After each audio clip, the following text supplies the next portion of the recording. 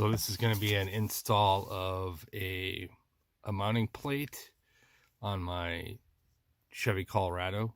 This is actually printed with nylon carbon fiber. It installs with this bracket as well as down in this little cubby.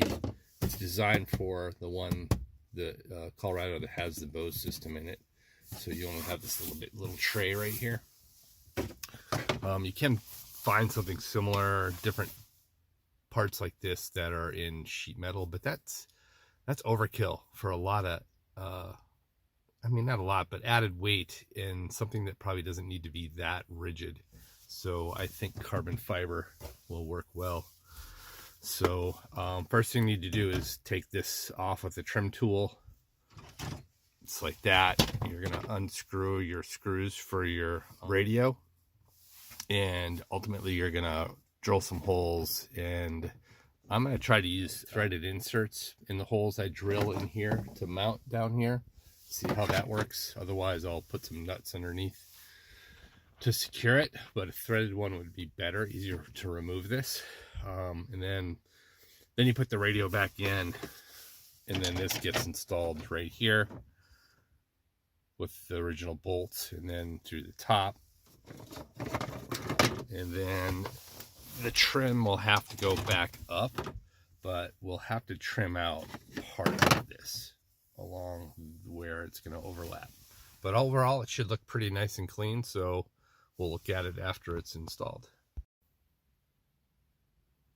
Here's where you can see I put the tap screws. What those are actually are drive-in threaded wood inserts.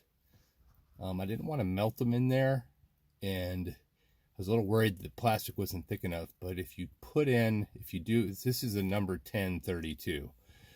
If you do 5/16 holes and then turn it in, but not quite all the way, it should hold just fine. So that's what I did there. The other option would just be put through bolts, take the radio out, and then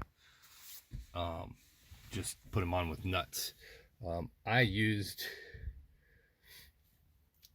this expansion bit only because a regular bit's not going to allow me to get up with the glass, and this worked really well. The next thing to go on is this bracket right here. So this bracket just goes in where these two are with the radio. They have little standoffs, so they come out a little bit. That's one of the reasons why you need to do a trim on the trimming out on the trim. And so now this will sit right here. It'll screw into those two screws back there I put in, and then on the underside of this are some threaded inserts. So a 4mm screws will go right in these two spots right here and hold it down, and should be good. There it is, installed. Haven't trimmed this or done that yet, but I need to get some black 4mm screws, but I'll find those. But yeah, it's stiff. It's not going anywhere, and a little bit lighter, so hopefully a nice option. I'm going to get a mount here to hold a larger screen to go on that. That's on the way. I'll show a picture of that just to show it mounted. Here it is with the trim installed. See, I trimmed out around that. You need about 3/8 of an inch, maybe get away with 1/8, but I did a little bit more.